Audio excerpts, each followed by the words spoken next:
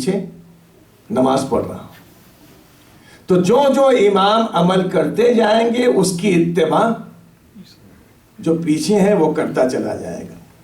اس میں یہودی بھی ہیں، عیسائی بھی ہیں، اور ہندو بھی ہیں، چائنی بھی ہیں، اور سکھ بھی ہیں۔ اس لیے کہ یہ تمام لوگ وہ ہیں جو آج بھی اگر ان کی آپ اسکرپچرز کو دیکھیں تو اس میں لکھا ہوا ہے کہ ایک آخر میں آئے گا جو دنیا کو عدل و انصاف سے پر کر دے گا۔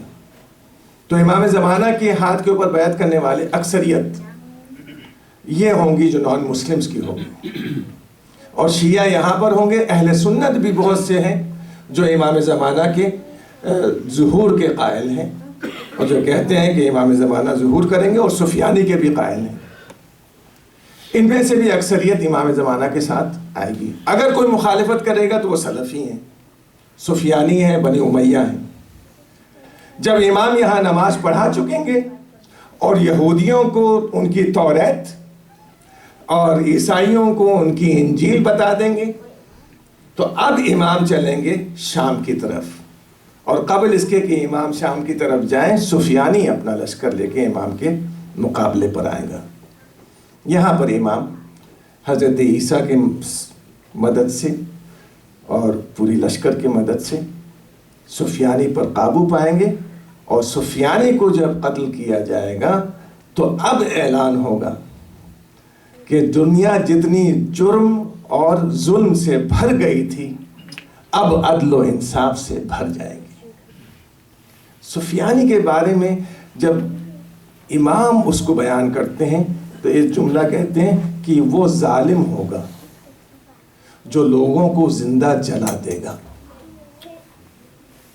آج کل تھوڑا بہت اثر آپ دیکھ رہے ہیں، لوگوں کو زندہ جلا دے گا، ماؤں کے شکموں کو چاک کر کے ان کے حمل گرا دے گا۔ اور 160 بغداد میں، 60,000 جارڈن میں، صرف خوریزی ہی خوریزی۔ اس ظالم کو امام زمانہ جب قتل کریں گے تو پورے کا پورا خطہ امام زمانہ کی حکومت میں آ جائے گا۔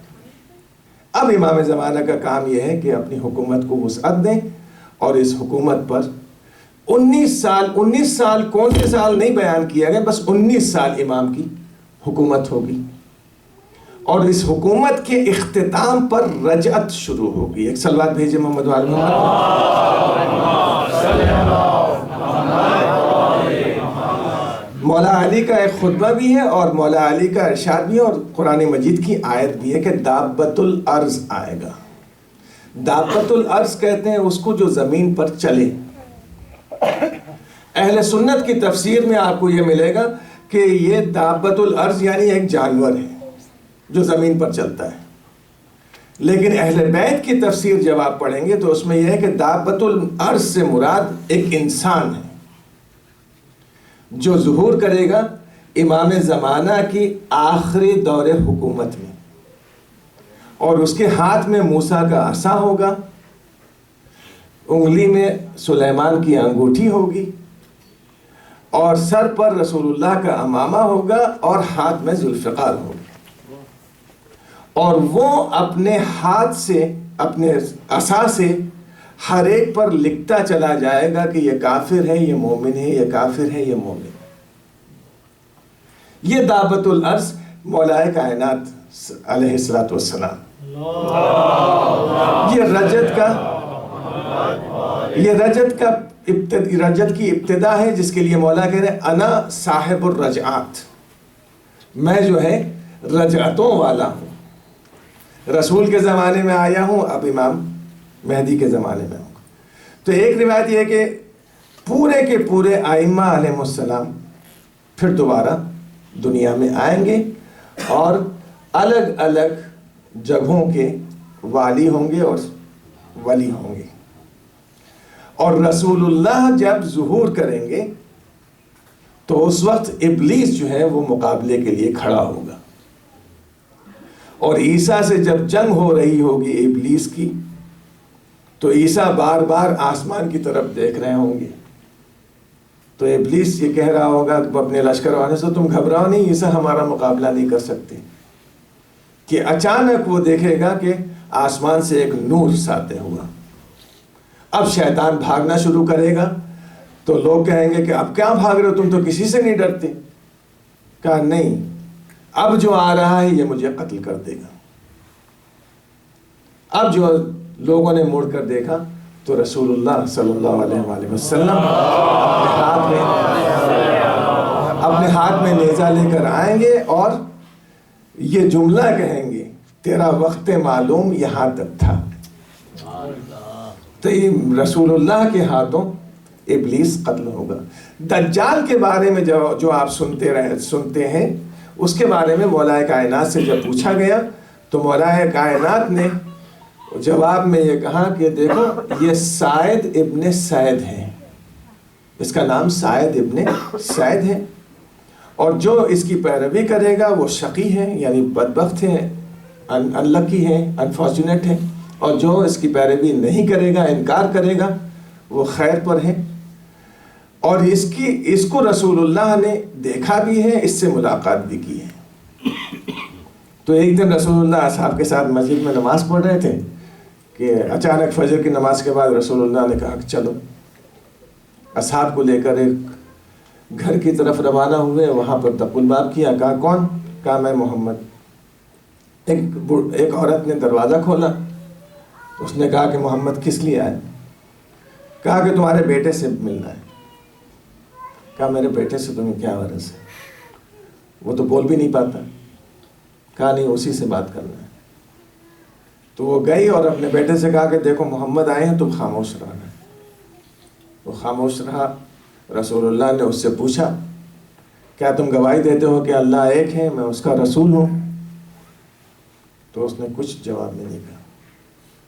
چلے گئے، دوسرے دن آئے، تیسرے دن جب سورہ دخان نازل ہو گیا مسجد میں اور رسول اللہ نے فجر کی نماز میں سورہ دخان پڑھ دیا، تو اس کے بعد فجر کی نماز کے بعد اس کے پاس گئے ہیں تو اس کی بیوی نے کہا، اس کی ماں نے کہا کہ وہ باغ میں ہے اور بھیڑ بکریوں کی آواز نکال رہا ہے۔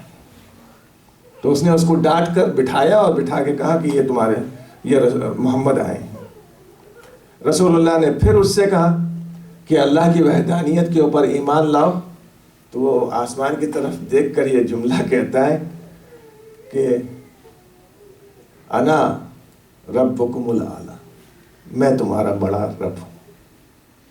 تو رسول اللہ نے اس کی طرف دیکھ کر یہ کہا کہ تمہیں معلوم ہے تم کیا کہہ رہے ہو؟ میں اللہ کا رسول ہوں اور اللہ وحدہ لا شریک ہے، اور تم اپنی ربوبیت کا دعویٰ کر رہے ہو۔ تو اس کے بعد اس نے جواب میں بس یہ دو لفظ کہیں، الدخ الدخ۔ کیا مطلب یہ ہے کہ وہاں رسول کے اوپر جو دخان نازل ہوا ہے اس کی اطلاع ہے۔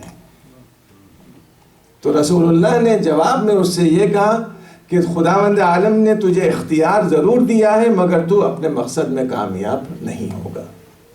یہ ایک جادوگر ہے، شعبدہ باز ہے، جنات کا سہارا لے کر یہ آپ کے سامنے آپ کے فیوچر پریڈکشن بتا سکتا ہے اور ہپنوٹائز کر سکتا ہے۔ تو رسول اللہ نے کہا کہ یہ جب چلے گا تو آگے اس کے دھوئے کا پہاڑ ہوگا، پیچھے ایسے لگے گا کہ روٹیوں کا پہاڑ ہے، اور قحط کے زمانے میں آئے گا اور لوگ اس کے پیچھے پیچھے اس لیے ہو جائیں گے کہ یہ میوزک چلائے گا۔ ایک سلوات بھیجے محمد والے۔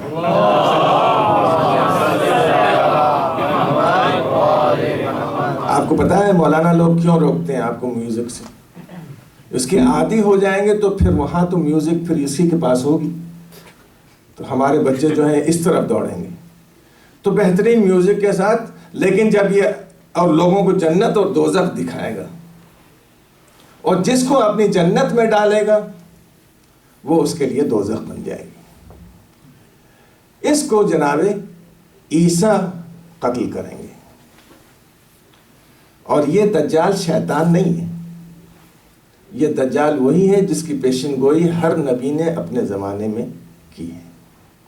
امام زمانہ کی حکومت کے بعد اور اہل بیت علیہ السلام کے آنے کے بعد یہ جو قبروں میں لوگ سو رہے ہیں، اس کے بارے میں حدیث میں یہ ہے کہ امام کہتے ہیں کہ اس وقت کو یاد کرو جب قبروں سے لوگ نکل کر مجمع میں شامل ہو جائیں گے. تو یہ وہ مومنین ہیں جو اس امید میں مرے ہیں کہ امام زمانہ ظہور کریں گے تو ہم ان کی مدد کریں گے. تو جبرائیل اور ملائکہ ان کے قبروں کے پاس جا کر آواز دیں گے کہ تمہارا امام ظہور کر گیا ہے, اگر تمہیں نصرت کرنا ہے تو اپنی قبر سے نکل آؤ.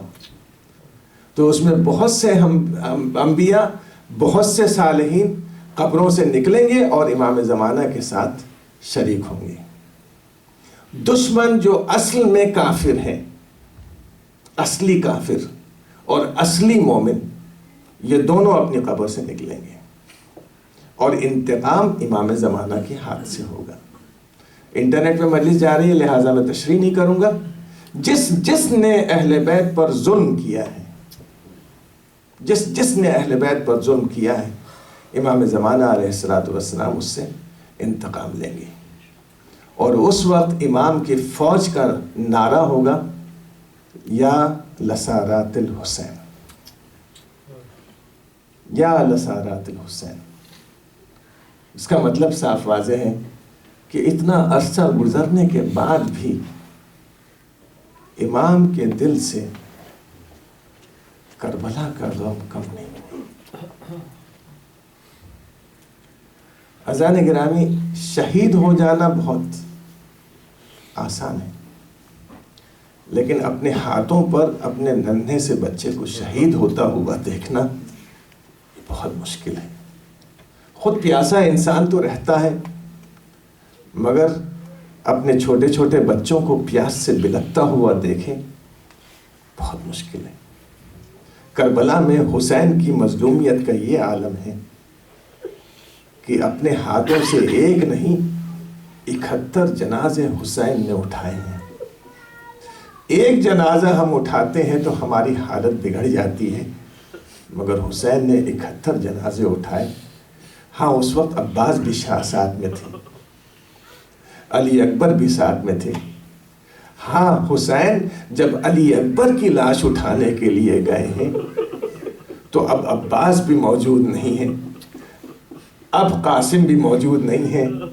لاش اٹھانا چاہی جوان لال کی, مگر جب حسین سے اٹھ نہ سکی, زمین پر خط دیتی جا رہی ہے, تو آواز دی ہے بنی ہاشم کے بچوں, آؤ آ کر مجھے سہارا دو تاکہ یہ جوان کی لاش اٹھا کر میں خیمے تک پہنچا دوں.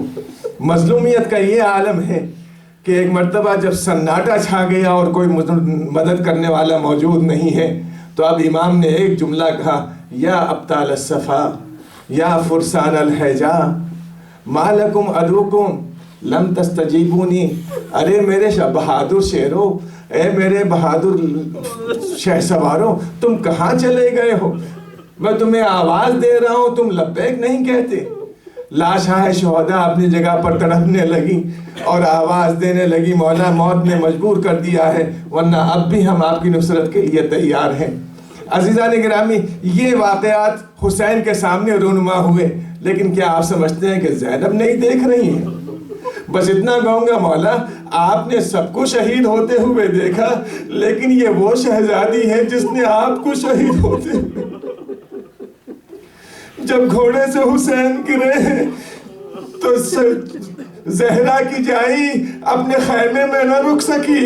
ایک مرتبہ خیمے سے باہر آئی, تلے زینب یہاں پر کھڑی ہو گئی, آواز دی, ارے عمر سعد, میرا مظلوم بھائی ذبح ہو رہا ہے, تو کھڑا ہوا دیکھ رہا ہے. حسین نے اشارہ کیا کہ بہن خیمے میں واپس چلی جاؤ, لیکن اتنا روایت میں ملتا ہے کہ زینب تو آ گئی, مگر ایک چھوٹی سی بچی در خیمہ پر بیٹھی رہی.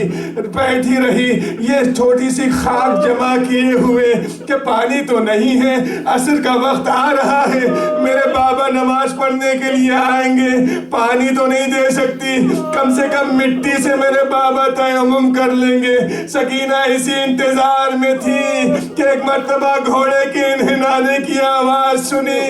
بچی نے خیمے کا پردہ ہٹایا, دیکھا تو کیا عالم ہے.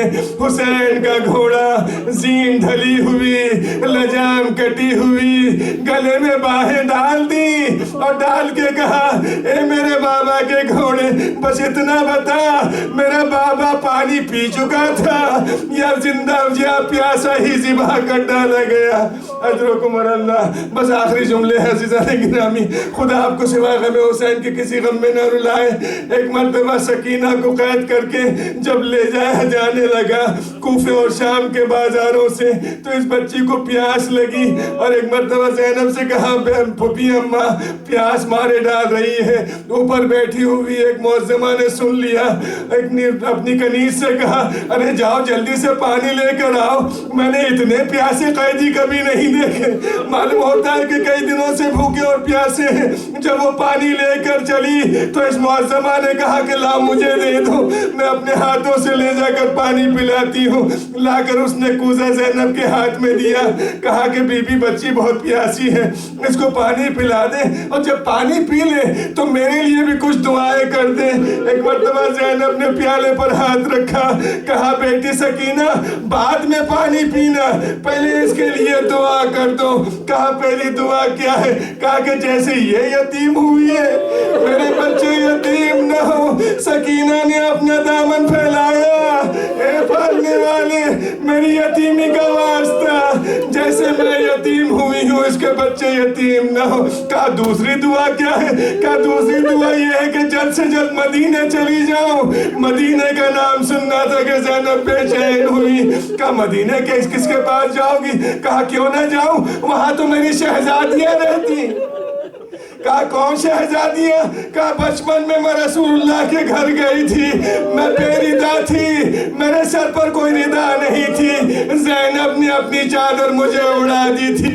کہا اور بھی کچھ کہا؟ کہا کہ ہاں ام حبیبہ جب یتیموں کا قافلہ آئے تو تم کھڑے ہو کر تماشا نہ دیکھنا. کہا ام حبیبہ نہیں پہچانا؟ ارے میں وہی زینب ہوں, یہ ام کلثوم ہے. کربلا میں ہم لٹ گئے, بھیا مارا گیا, ہماری چادریں اتاری. اللہ لعنت اللہ علی قوم الظالمین وسيعلم الذین ظلموا أي منقلب ينقلبون. بار الہ واسطہ محمد والے محمد کا ہماری اس عزا کو قبول فرما.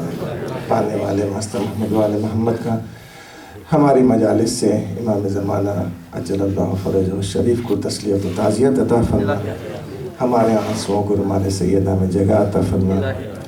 جو اراکین اس انجمن کے اور اس آرگنائزیشن کے اراکین ہیں ان کو صحت و سلامتی عطا فرما, ان کے درجات عالی فرما, ان کے ایمان کو مستحکم فرما, ان کے دلوں کو محبت اہل بیت سے منور پر نور فرما. پانے والے انہیں رزق حلال عطا فرما اور اتنا وقت انہیں مل جائے کہ آ کر اس جگہ کی خدمت کریں. پانے والے بحق محمد وال محمد بیماروں کو شفا کامل اور عاجل عطا فرما, بے روزگاروں کو روزگار عطا فرما, باروزگار مومنین کو روزگار میں ترقی عطا فرما, حج اور زیارت سے مشرف فرما, ظہور امام زمانہ میں تعجیل فرما. ہمارا شمار ان کے عوام سے. یا حسین یا حسین یا حسین یا حسین.